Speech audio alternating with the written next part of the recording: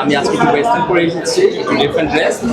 So সবসময় তো traditional, আপনারা দেখেন একটু রয়্যাল টাইপস পরি। সো আজকের ড্রেসটা টোটালি একটু কন্টেম্পোরারি, একটু মডার্ন ভাইবসের করা। সো এইভাবেই চলে এলাম আজকে একটু আলাদা একটা লুকে।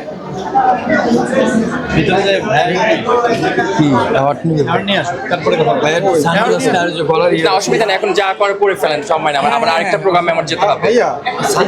এটা কি আপনার? আচ্ছা, এটা হচ্ছে একটা চেন। আমি আগে থাকতে বলি, অনেকে আবার ভাববেন যে এটা মানে খুবই ভারী, আসলে এটা কিন্তু খুব পাতলা একটা চেন। এই টাইপসই, মানে খুব পাতলা কিন্তু ডেকোরেশন, জাস্ট এটা লাইক সৌন্দর্যের জন্য এটা ইউজ করা হয়। একটা ভাইবস দেয়, একটা খুবই ওয়েস্টার্ন একটা ভাইবস দেয়। হ্যাঁ, সানগ্লাসটা একটু ডিফারেন্ট, আসলে আনকাউন্টেবল।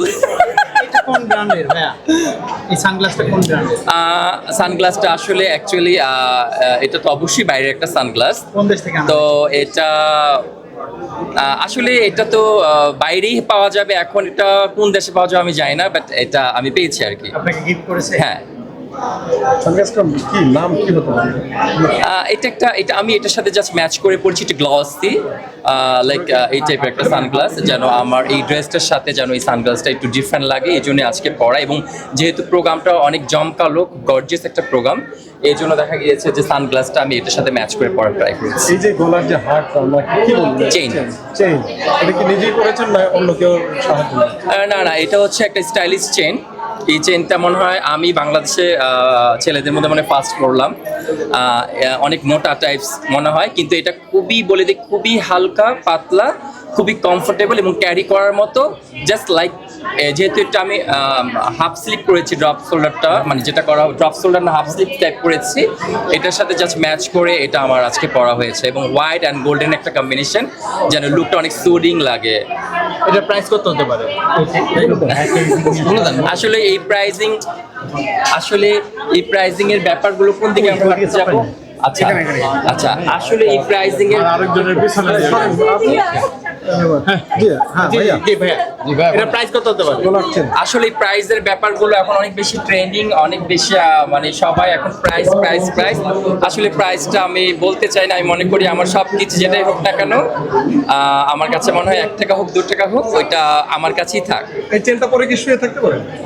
এটা খুবই কমফোর্টেবল, ক্যারি করার মতো। জাস্ট আমি লাইকে ক্যারি করছি, দেখেন খুবই সুন্দর। এটা যে কেউ ক্যারি করতে পারবে, যে ভালো মনে করতে পারবে। মানে শুয়ে থাকলে কি মানে কমফর্ট ফিল হবে কিনা শুয়ে থাকলে? বা কোন দেশ থেকে আনা হয়েছে? কোনটা? এই ঘড়িটা? আচ্ছা, ঘড়িটা। আচ্ছা, এটা আসলে এই ঘড়িটা এটাও আমার গিফটের একটা ঘড়ি, গিফট পেয়েছি। তার মানে কি আপনার শরীরের সবকিছু গিফট? না, এমনকি আমরা দেখি হাতেও একটা চেন আছে আপনার।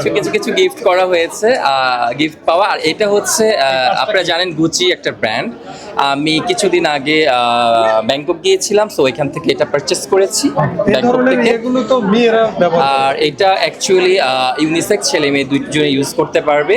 এটা গুচি। এটা বাংলাদেশে এখন তো এগুলো এই টাইপস মনে হয় আসছে, কিন্তু এইটা আসে নাই। এটা ওইখানে পাওয়া যায়। আর মানে এগুলো যেগুলো দেখতে পাচ্ছেন ইউনিসেক্স, ইয়েস, দুজনে ইউজ করতে পারবে। সানগ্লাসটার প্রাইসটা কি বলাই যাবে না? এটার প্রাইস কত? জি, ওইটার প্রাইসটা কত? এটা আসলে আমি এগুলো বলতে চাই না, খুব সস্তা প্রাইসই হবে। সানগ্লাসটার প্রাইসটা একটু বলুন। কিন্তু আপনারা এটা গেস করেন, এটা কিন্তু গুচি। তো গুচির প্রাইস তো জানেন কেমন হতে পারে, তো এটাই হবে আর কি।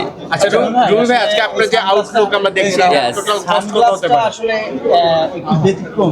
এই ব্যতিক্রমী সানগ্লাস বাংলাদেশে অনেক জায়গায় পাওয়া যায় না। আপনি কোথা থেকে কালেক্ট করলেন বা কত টাকা এটার দাম? এই সানগ্লাসটা সম্পূর্ণ বাইরে থেকে আনানো। সো আমি টাকার অ্যামাউন্টটা বলতে চাচ্ছি না, বিকজ এই কোশ্চেনগুলো আমার কাছে অনেক বেশি লেম মনে হয়। আমার কাছে হচ্ছে যে আমার যেটা ক্যারি করতে পারবো, যেটা আমি মনে করি আমি স্যাটিসফাই, যেটা পরে আমার কাছে ভালো লাগবে, সো ওইটা আমি পরি, যেটা আমার কাছে ভালো লাগে। সো দামটা আমার কাছে আসলে ওইভাবে মেটার করে না। একটা জিনিস 1 টাকা হোক 2 টাকা হোক, ওইটা যদি ভালো লাগে ওইটা আমি পরে ফেলি।